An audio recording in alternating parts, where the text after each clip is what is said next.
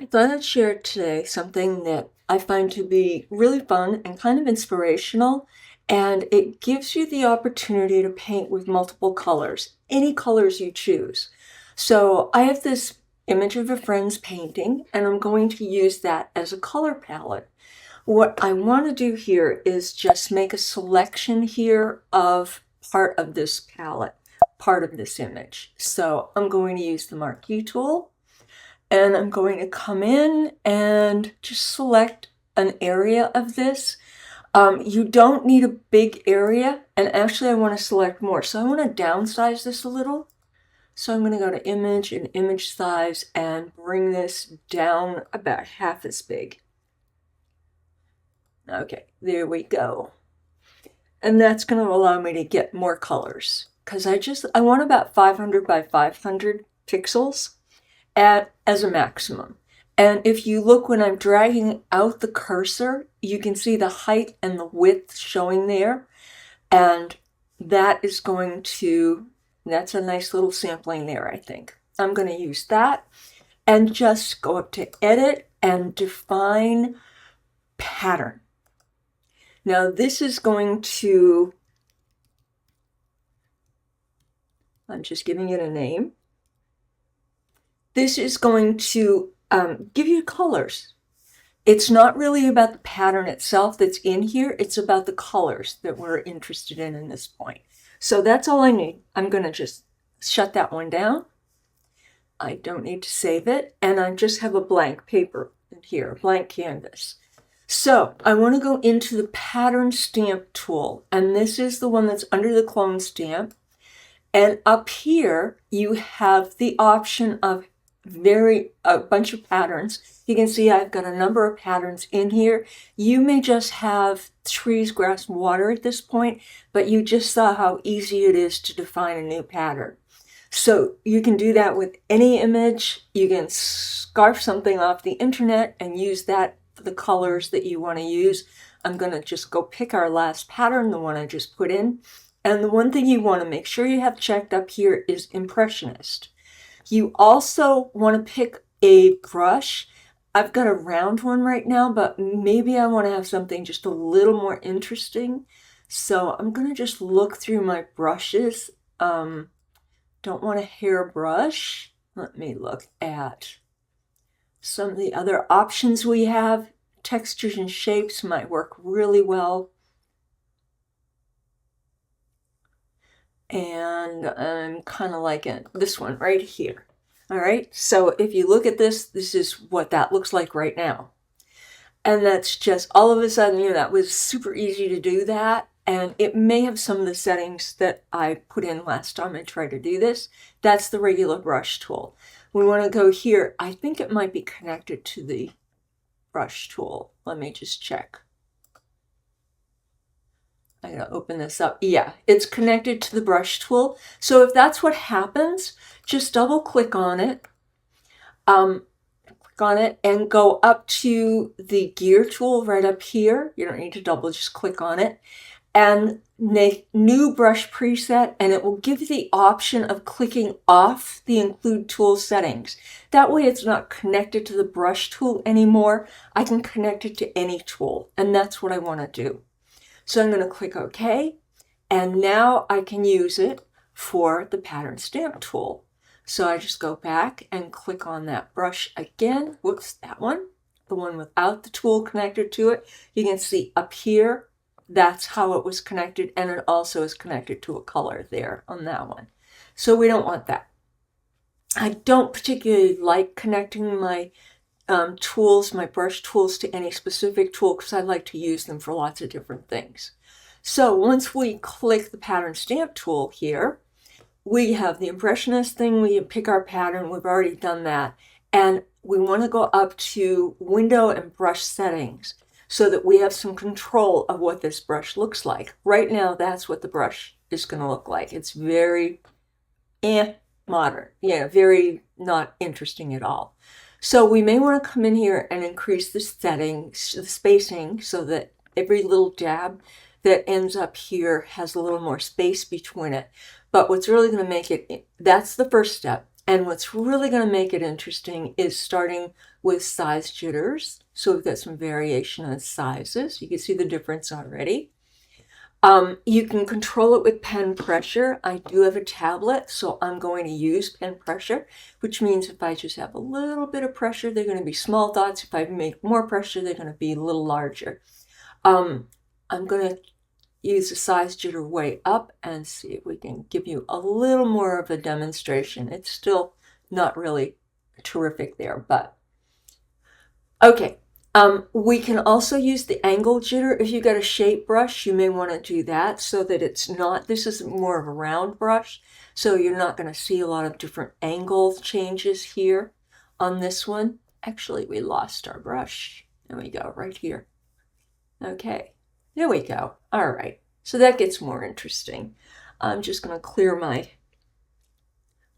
panel there. It's good to have a clean canvas in here so that you can really see what your brush is going to do. And see, we're getting some really vivid colors in there, which is really cool. Okay, so we've got size jitter. It should give us a little, and then as we go with more pressure, it gets wider and more robust. Minimum roundness, if you have a shape brush, it will squish it side to side. You can also flip it on the x-axis, flip it on the y-axis to get more variation. You can put pen pressure here or leave that off, it's fine. Pen pressure again, just give me a little more. Yeah, that's kind of interesting. Scattering, when I come in and click on the name scattering, that's going to allow me both axes. I can actually scatter. See how it's scattering? And it's not quite so confined to whatever line I define. You can also up the count. Now see, at the preview down here is going to give us a pretty good representation of what should happen now. And as we paint away, you can see how it really gives us a lot of populated dots there. It populates it really, really well. And we still haven't even done anything with size. And then you can make that count vary too, depending on how much pen pressure you use. And again, not really responding terribly well to pen pressure, but it should, but sometimes that it doesn't quite. And then you can add texture to it if you want. We could add a different texture here. See what that does. It adds a little more tooth to it. And if I invert it right here, oops, like that, and that really starts getting darker and more aggressive. So I'm going to leave that off. Let me try this one and see. It's a lot of fun experimenting with this whole process. If you want to try dual brush, that's going to confine it more to a certain shape. It's going to shrink it down. So see how it gets smaller then? But it also gets a little more texture, and it's kind of interesting what it's doing. So I kind of like that one. You can check this all out and play with these settings yourself.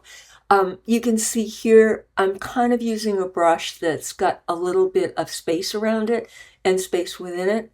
If I use a different brush, look at how it softens it and lightens it up. Like a brush like this is going to make it a little bit more interesting and different. Brush like that is definitely going to change how it looks. It gives it a much more defined edge. So play around and check out what it does with all these different settings. Color dynamics really isn't going to make a difference because we're using the color from the pattern that we chose here. Transfer is opacity. It's changing your opacity. So I want to be able to change the opacity. This is nice. That's how little tiny pressure, and this is more pressure. So that's more pressure. This is a little bit of pressure. So we see that it's going down slower when I use less pressure, more pressure. Wet edges gives it a little bit of a watercolor edge. You can see the edges here kind of fade off a little bit more. So you can play with all those settings until you get it just where you want it. Once you've got it where you want it, and I think I want to increase the size on this, and again, see how it looks here. Yeah, that gets really interesting. And now I'm going to come up here and I'm going to say new brush preset. I'm going to name it. I'm going to name it Impressionist. And this is for the artist whose palette I used. And I'm just going to click OK. I'm not going to save the tool settings unless I absolutely want to make sure I'm only using this brush tip in the pattern stamp tool. So I'm just going to click OK, and now I have defined my new brush. So I can click out of here. And oh, by the way, yeah, if I go back here to my brushes panel, it will be the last brush down at the very bottom right there. And then you can organize all of your brushes into folders, and it'll make it a lot easier to find them. So I would highly recommend that. And then just paint away. And it's really kind of fun and cool, and you can do a nice background, like a painted, modeled background for compositions or for portraits if you want. It gives you a very impressionistic look, and you are able to control pretty much every aspect of this. If I pick a different pattern, it's going to change it completely. So in here, look at the colors. I'm going to have the same kind of dot pattern, but I'm going to have a completely different color panel or color palette in this. So you can layer these, you can just start all over again and kind of come in here and build your own backgrounds. I'm just swirling at this point, going around and around. And it is really cool and fun technique and a way to use multicolors in one brush. And how cool is that? I mean, you can use the color settings in the brush settings, but you don't really have a lot of control over what color is happening, how the color is being put down, the range of colors. You have a lot more control. Plus, it's very impressionistic, very abstract. So you've got capability that really isn't there with just the plain color dynamics in the brush settings. So that's what I wanted to show you this week. Again, remember to click on the Impressionist setting up here. Otherwise, what happens is it's just going to use the pattern and put it in over and over again. It's just going to stamp the pattern like the pattern stamps tool says.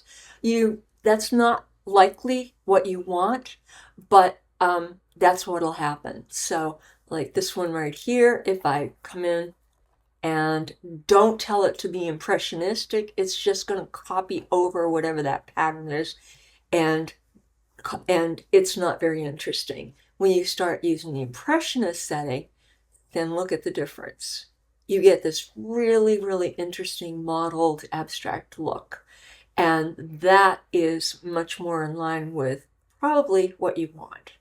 So you get the same colors, though, you just get it all mixed up and shaken together and really looks new and interesting. That is the lesson for this week on the pattern stamp tool and using it as an impressionist brush. Hope you enjoy it.